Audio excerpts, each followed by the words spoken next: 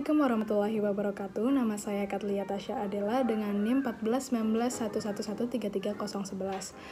Kali ini saya akan menjelaskan tentang pengapuran dan pemupukan untuk mata kuliah Manajemen Kualitas Air.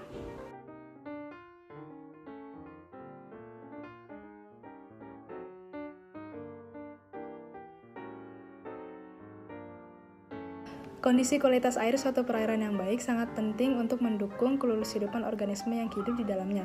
Penentuan status mutu air perlu dilakukan sebagai acuan dalam melakukan pemantauan pencemaran kualitas air. Kita perlu menentukan indeks pencemaran berdasarkan parameter fisika kimia di perairan. Kualitas air yang digunakan untuk biota perairan dan aktivitas lain secara ideal harus memenuhi standar baik secara fisik, kimia, dan biologi. Nilai kualitas perairan yang melampaui ambang batas maksimum untuk peruntukannya akan digolongkan sebagai perairan tercemar. Salah satu faktor yang mempengaruhi kualitas perairan adalah kualitas tanah. Cara menjaga dan menanggulangi kualitas tanah yang belum baik diantaranya ialah melakukan pengampuran dan pemupukan.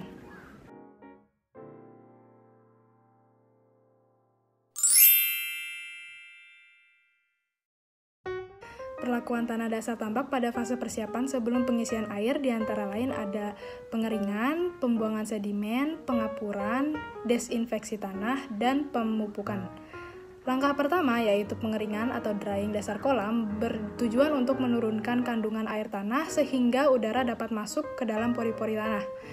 Dengan pengeringan selama 2-3 minggu, sebagian besar dari bahan organik yang ada di tanah dasar dari siklus sebelumnya akan terurai dan senyawa organik akan dioksidasi. Langkah kedua yaitu pembuangan sedimen organik atau organic sediment removal, bertujuan untuk mengurangi bahan organik yang terakumulasi di dasar kolam. Pengeluaran bahan organik dapat dilakukan secara manual, menggunakan alat berat, atau dilakukan penyiponan jika sudah ada air. Selanjutnya adalah pengapuran, bertujuan untuk menetralisir keasaman tanah dan meningkatkan konsentrasi total hardness dan alkalinitas air. Dosis pengapuran tergantung pada tingkat alkalinitas dan pH tanah sebelum diberi kapur. Seperti alkalinitas di bawah 5 mg per liter dan pH di bawah 5 akan membutuhkan dosis kapur CaCO3 sebanyak 3000 kg per HA. Sedangkan alkalinitas di antara 30-50 mg per liter dan pH di antara 6,5-7 hanya membutuhkan dosis kapur sebanyak 1000 kg per HA. Baik total alkalinitas maupun pH tanah akan digunakan untuk mengestimasi dosis pengapuran kolam. Kapur pertanian disebar secara merata di permukaan tanah kolam yang kosong atau ditebar merata di permukaan air. Kapur sebaiknya diaplikasikan pada permulaan siklus budidaya dan diaplikasikan minimal 1 minggu sebelum pemupukan awal. Kemudian tahap selanjutnya yaitu desinfeksi tanah dasar kolam yang perlu dilakukan untuk membasmi patogen yang ada. Desinfeksi dapat dilakukan dengan pengapuran seluruh permukaan tanah dalam kondisi basah agar kapur dapat bereaksi.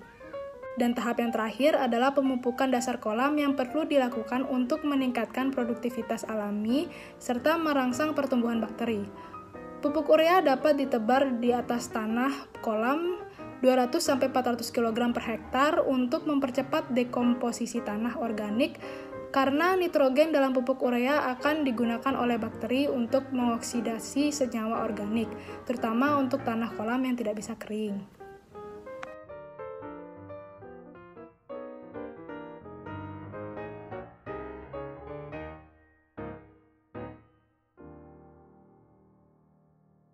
Pemupukan bertujuan untuk meningkatkan produksi komoditas, tetapi ikan sendiri tidak memanfaatkan pupuk secara langsung.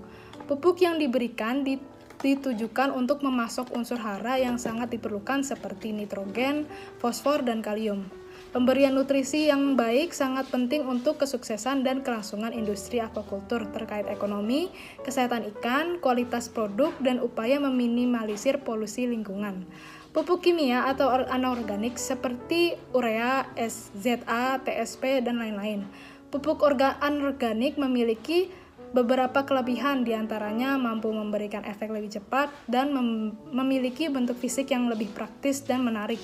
Namun, seiring berjalannya waktu, disadari bahwa penggunaan pupuk kimia secara terus-menerus dapat merusak tanah atau lahan tambak sehingga berdampak pada menurunnya hasil panen.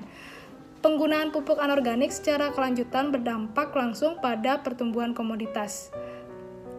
Pemberian pupuk organik sebagai pemasok unsur hara yang diperlukan bagi pertumbuhan komoditas dapat menambah nafsu makan komoditas dan menjaga kecerahan air untuk meningkatkan hasil panen. Meskipun efek penggunaannya lebih lambat, pupuk organik lebih ramah lingkungan dan dapat menanggulangi kerusakan tanah. Sebelum pengapuran, terlihat nilai pH, N total, dan P total sangat rendah, sedangkan Al, Fe, dan Bo cukup tinggi. Hal ini disebabkan karena unsur-unsur hara seperti fosfor diikat oleh Al dan Fe. Setelah pengapuran, nilai pH, N, maupun P mulai naik.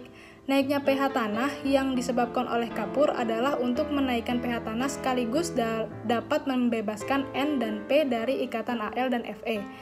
Sebaliknya, nilai Fe dan Bo menjadi turun, bahkan Al dapat tidak terdeteksi nilainya. Tanah yang bersifat alkalis menjadi unsur-unsur hara Ca, N, dan P dapat diserap oleh vegetasi. Selain itu, dalam kapur terdapat bahan Ca yang berguna untuk pertumbuhan komoditas. Kondisi yang layak untuk pertumbuhan komoditas disebabkan oleh sumber air tambak yang tidak bermasalah dan juga karena adanya kontribusi dari kapur yang menyebabkan parameter kualitas air yaitu pH, suhu, salinitas, DO, N, dan P menjadi layak untuk pertumbuhan.